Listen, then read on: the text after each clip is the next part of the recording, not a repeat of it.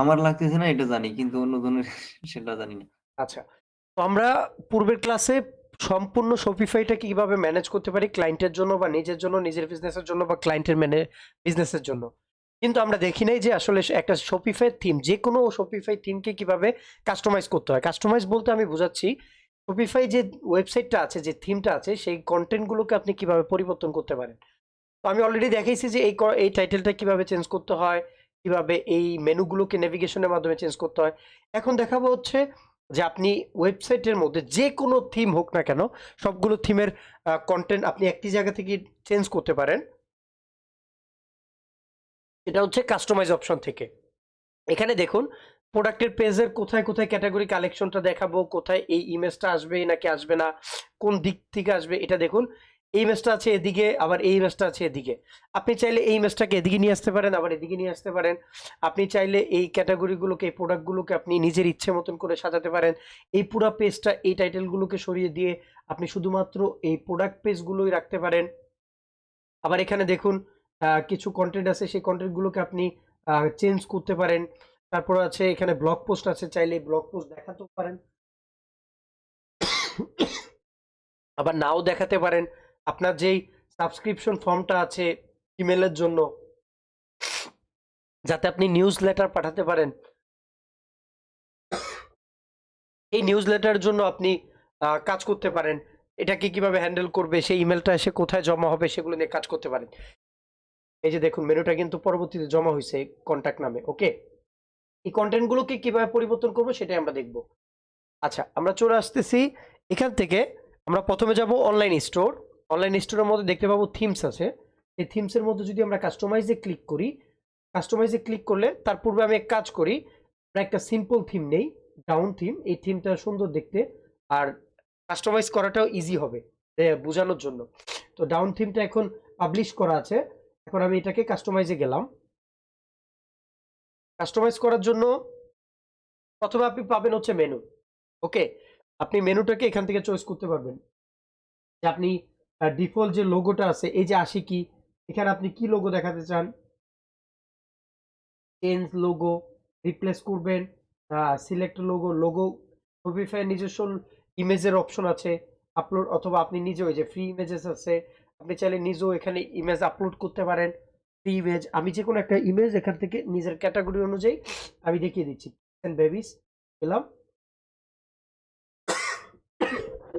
আমি এই বাচ্চা মেয়েটাকে আমার লোগো লোগো আকারে দেখিয়ে দিচ্ছি। দেখুন, সরি, এখানে কিন্তু লোগো আকারে এটা চলে আসছে। আমি চাচ্ছি এটাকে চেঞ্জ করতে, আবার এখান থেকে রিমুভ করতে পারবো, চেঞ্জ করতে পারবো। ওকে, আমার ইচ্ছে মতন আমি কাজ করতে পারবো। লোগোটার হাইট কতটুকু হবে, কতটুকু বড় হবে, উইথ কতটুকু হবে, কিন্তু আমি এখান থেকে কন্ট্রোল করতে পারছি, যেটা আপনি ওয়ার্ডপ্রেসে কিন্তু পাচ্ছেন না। লোগোটা কোথায় থাকবে, আপনি কি মিডিলে চাচ্ছেন, লেফটে চাচ্ছেন? আমি চাচ্ছি যে মিডিলে চলে আসবে। যে এই সেম কাজটাই যদি আপনি ওয়ার্ডপ্রেসে করতেন, তাহলে সে আপনাকে কিন্তু অনেক কাঠখড় পোহাইতে হতো। ঠিক আছে, আপনি চাইলে এখানে আপনি চাচ্ছেন যে টপ সেন্টারে থাকবে, একেবারে উপরে চলে যাবে, মেনুগুলো নিচে চলে আসবে, কত ইজি, জাস্ট ওয়ান ক্লিক।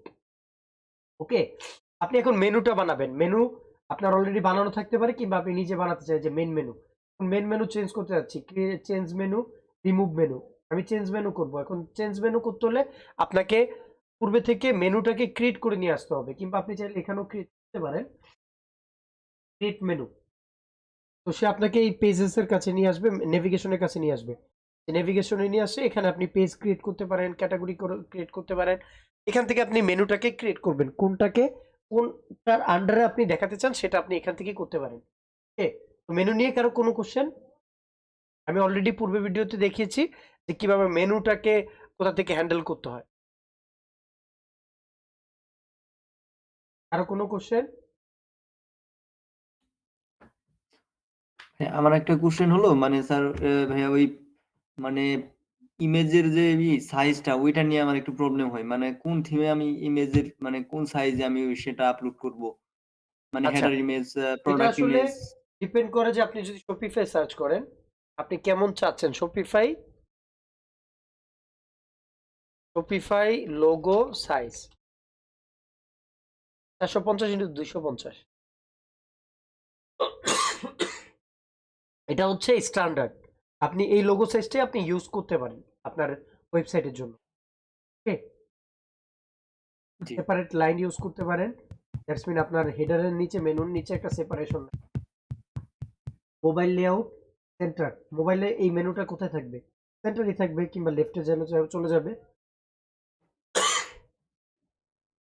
আমি চাচ্ছি সেন্টারই থাকুক। স্পেসিং কত হবে, মানে লোগোর সাথে মেনুর সাথে আমাদের যে ব্যানারটা আছে ব্যানারের স্পেসিং কত হবে, ঠিক আছে? আমি কমাই দিলাম, একবারে নাই করে দিলাম। 1 মিনিট সময় দিবেন কাইন্ডলি। ওকে, ওকে।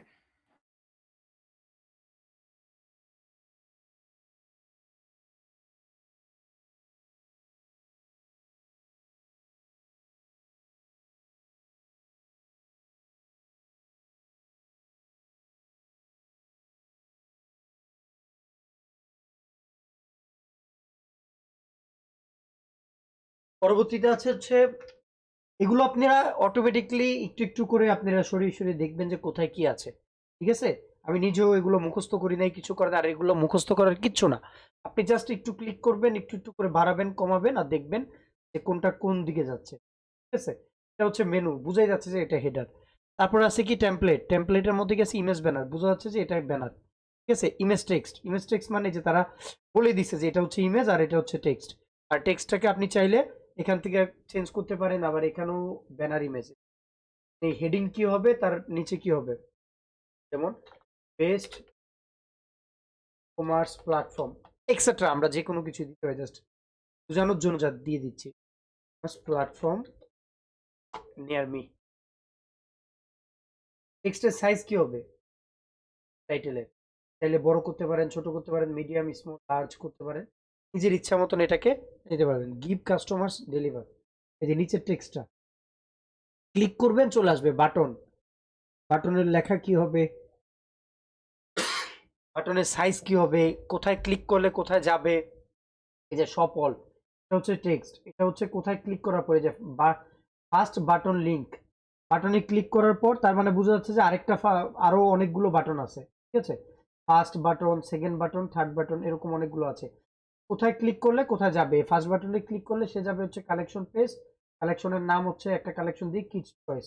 তার মানে প্রথম বাটনটাতে যদি স্লাইডারের প্রথম সব পড়লে যদি কেউ ক্লিক করে তার মানে সে চলে যাবে হচ্ছে কিডস চয়েসের মধ্যে।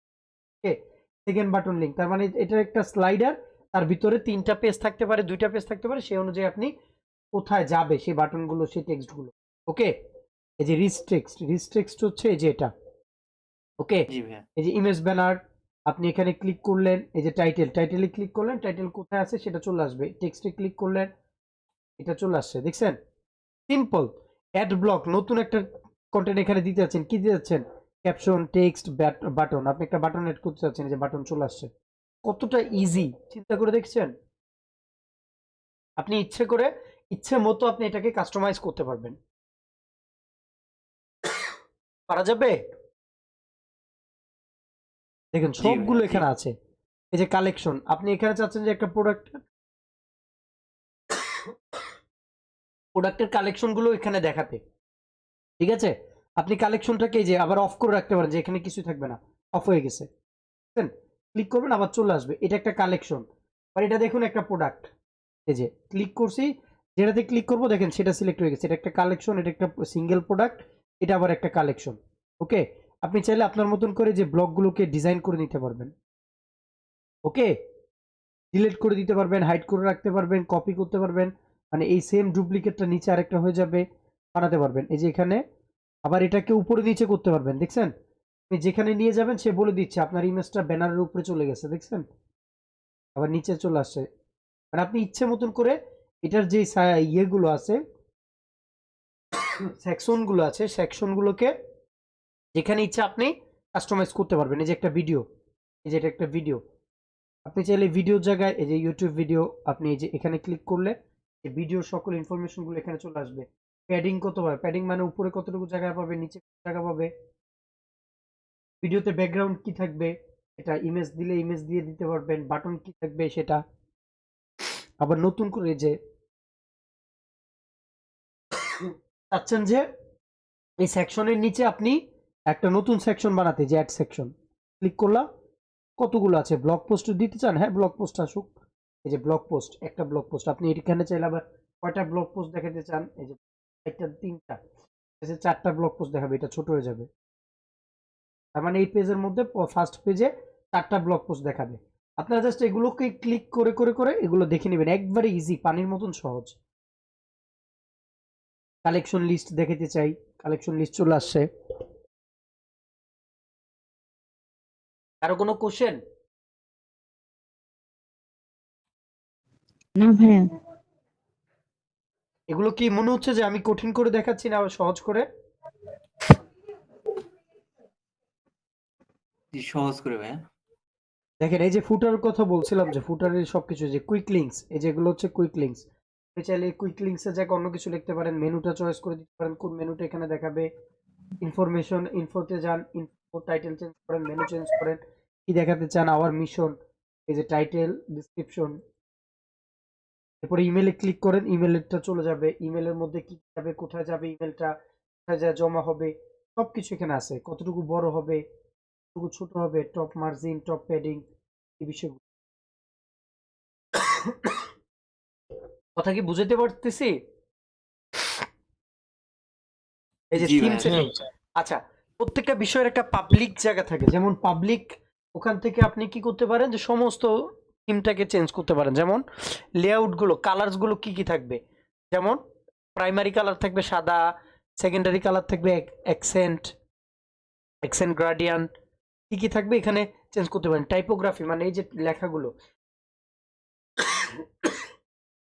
এটা H1, এই যে দেখেন এটা কিন্তু হেডিং,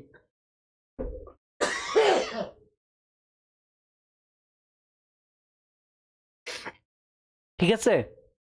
আপনি এই হেডিং এর মানে কোন ফন্টের হবে সেগুলো আপনি দিতে পারেন, হেডিং এর ফন্ট কতটুকু হবে সেটা আপনি চেঞ্জ করতে পারেন, এই যে ফন্টের সাইজ স্কেল কতটুকু বড় হবে, রিফ্রেশ নিলেই দেখবেন এগুলো বড় হয়ে যাবে, ঠিক আছে? লেআউট কি হবে, ব্লক কাটস, ব্লক গুলো দেখতে কিরকম হবে, কয়টা করে থাকবে, উপরে নিচে কত করে প্যাডিং হবে, ঠিক আছে? ড্রয়ার থাকবে, ব্যাজ থাকবে, ব্যাজ গুলো কি কি ব্যাজ দিছে তারা, আইকন গুলো কি কি হবে, কোন আইকন, টেক্সটের পরে আইকন আসবে, সোশ্যাল মিডিয়ার লিঙ্ক গুলো এখানে দিয়ে দিবেন, সোশ্যাল মিডিয়া আপনি চাইলে ফুটারে ব্যবহার করতে পারেন, ওকে? আপনি যদি এখানে সোশ্যাল মিডিয়ার লিঙ্ক গুলো দেন, আপনি পেয়ে যাবেন সোশ্যাল মিডিয়ার একটা ইয়া পাবেন, এখানে আপনি এই যে নিচে ব্যবহার করতে পারবেন, এটার নিচে আপনি সোশ্যাল মিডিয়া বসাতে পারবেন, ওকে?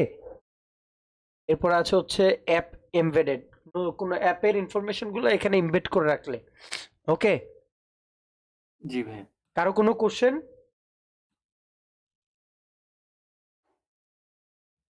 ভাইয়া এখন তো আপাতত সবগুলো